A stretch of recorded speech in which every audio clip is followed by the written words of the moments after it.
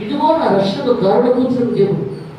ఎందుకంటే రక్షణ నిర్లక్ష్యం చేయకూడదు. యేసు ప్రభు రక్తము ద్వారా రక్షణ మార్గాలు అందించారు.